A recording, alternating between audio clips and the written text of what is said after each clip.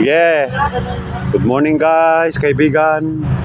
Itong susunod na tinuturuan ko na naman itong anak kong bunso, lalaki.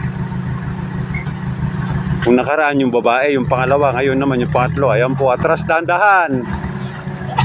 Control clutch. Sige, ito po yung anak kong lalaki.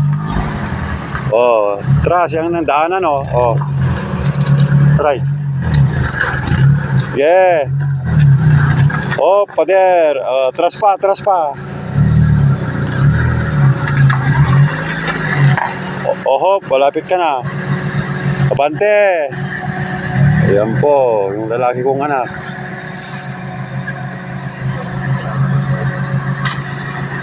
Tingnan mo, didikit ka sa pader.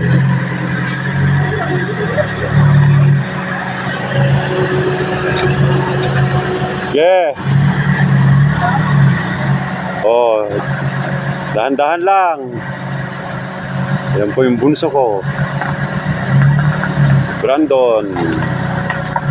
Dahan-dahan. Bunso kong lalaki. Oh. Pag mabilis. Oh, may harang. Atras. Atras, abante na naman ang tinuturo ko. Unang paghawak niya ng manubela. Kahapon, tinuruan ko siya kung paano shifting. Pinamemorize ko sa kanya. Ngayon naman, atras, abante muna. Kaya atras. Ayan po yung anak kong lalaki.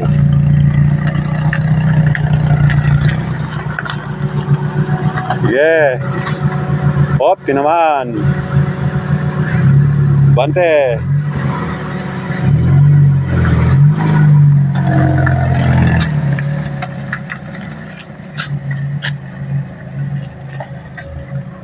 Kaya lang may nakaharang, kaya hindi siya makadiretso. May nakaharang na yero sa aming daanan. Atras uli. Para masanay ka sa atras, abante muna. Ayan po guys. Yeah. Oh, tatamaan ka na naman oh.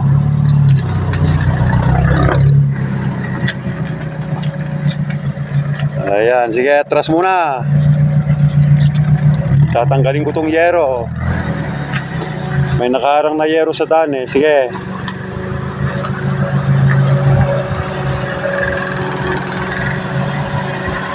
Sige.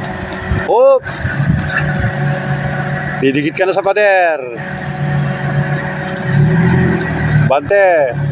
Oh, hoy! Ayan po. Tatanggalin ko na po itong nakaharang sa daanan. Kasi kaya ako inaharang sa gabi to. Nilalagyan ng yero itong daanan kasi pumapasok yung mga dayong aso. Nag-aaway-away sila dito sa bakurang ko. Hindi sila magpatulog. Kaya tatanggalin ko po. Sige, atras. Ayan po yung bunso ko. Medyo marunong na naman. Pinagtityagan ko silang turuan. At least meron akong kasalit pag marunong na sila mag-drive. Kasi tumatanda na rin yung tao. Ayan po, thank you sa panonood.